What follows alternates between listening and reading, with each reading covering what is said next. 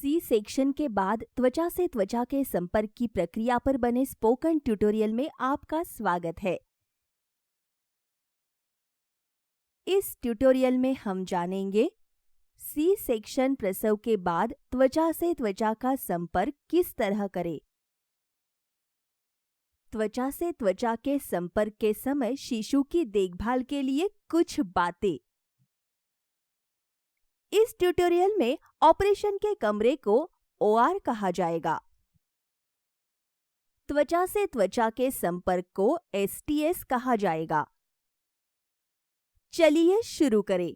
Operation के कमरे में जल्दी से जल्दी एसटीएस करना मां और नवजात शिशु के लिए जरूरी है। इसी श्रृंखला के एक अन्य ट्यूटोरियल में इसके फायदे बताए गए हैं। प्रसव से पहले इसकी तैयारी पर भी उसी ट्यूटोरियल में बताया गया है। इस ट्यूटोरियल को देखने से पहले कृपया हमारी वेबसाइट पर जाकर उस ट्यूटोरियल को देखें। अब ऑपरेशन के कमरे में त्वचा से त्वचा के संपर्क की प्रक्रिया पर बात करते हैं। इस वक्त शिशु जन्म ले चुका है। गर्भनाल को दबा दिया जाता और काटा जाता है। ऑपरेशन अभी भी जारी है। अब डॉक्टर से नर्स को शिशु ले लेना चाहिए। उसे पक्का करना चाहिए कि शिशु स्वस्थ है और रो रहा है। फिर उसे शिशु को जल्दी से पोंछकर सुखाना चाहिए।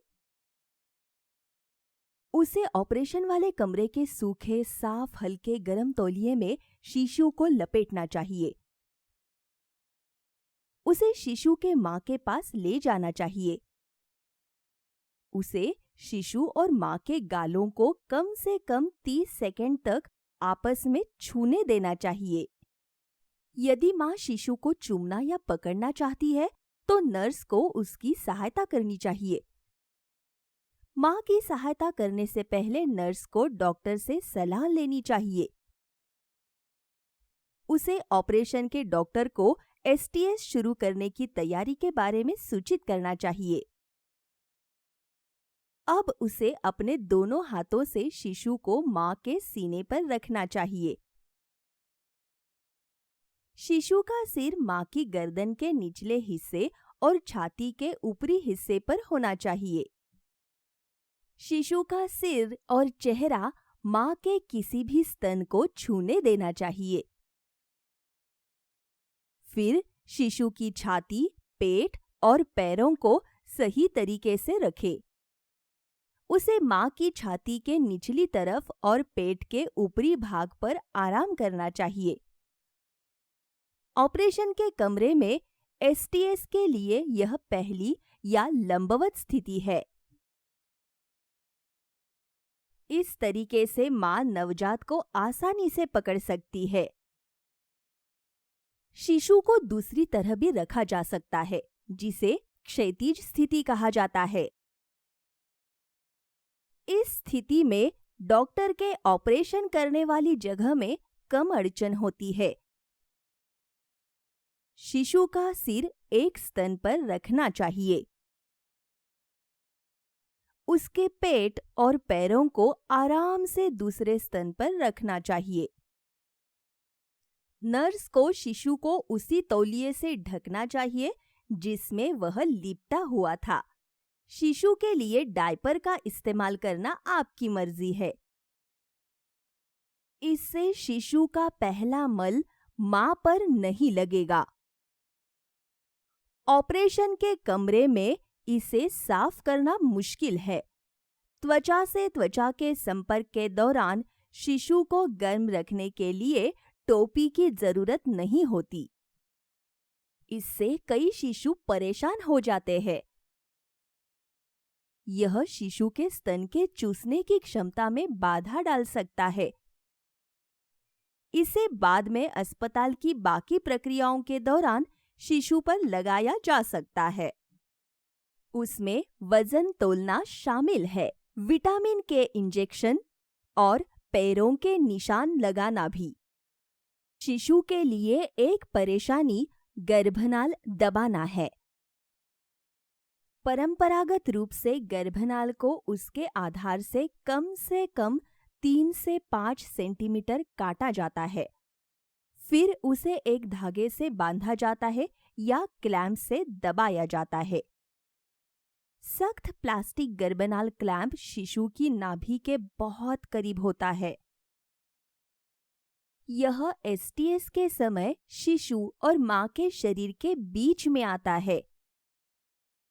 शिशु एसटीएस के समय अपने शरीर को उठाता है ताकि क्लैंप पर दबाव ना डले।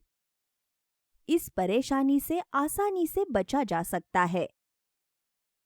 गर्भनाल को 8 से 10 इंच लंबा काटकर क्लैंप किया जाना चाहिए।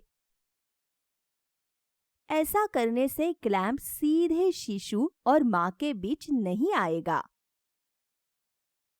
पहले स्तनपान के बाद किसी भी समय गर्भनाल को फिर से क्लैंप करके थोड़ा और छोटा किया जा सकता है।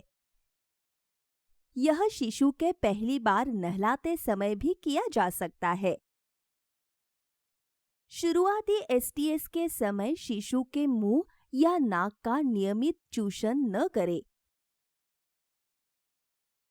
यह अक्सर शिशु के मुंह के लिए बुरी तकलीफ होती है। यह शिशु को परेशान कर सकता है। यह उसके हृदय गति और लय में भी बाधा डाल सकता है। ज्यादातर शिशु बिना किसी परेशानी के अपने बलगम को साफ कर लेते हैं। अगर शिशु को बलगम साफ करने में मुश्किल हो रही है तो डॉक्टर से मिले। नर्स को मां की छाती पर रखे हुए शिशु को आंखों से निरीक्षण करना चाहिए। ऑपरेशन पूरा होने तक यह निगरानी जारी रहनी चाहिए। उसे लगातार शिशु के सिर की स्थिति को देखते रहना चाहिए। शिशु के नथुने हमेशा दिखाई देने चाहिए। शिशु का तापमान, रक्त संचार, सांस और रंग सब सही रहना चाहिए। शिशु को मां की छाती से गर्दन की ओर नहीं खिसकना चाहिए। यदि ऐसा होता है तो नर्स को धीरे से शिशु की स्थिति बदलनी चाहिए। स्थिति बदलते समय शिशु को मां की त्वचा से नहीं उठाना चाहिए। ऑपरेशन के कमरे में शिशु रेंग कर आगे बढ़ सकता है। वह गलत तरीके से हिल भी सकता है और चूसने के लिए स्तन को ढूंढ सकता है। ऐसे में नर्स शिशु के पैरों या जांघ को धीरे से पकड़ सकती है। इससे शिशु मां की छाती पर ही रहेगा। ऑपरेशन पूरा होने के बाद भी एसटीएस जारी रखना जरूरी है।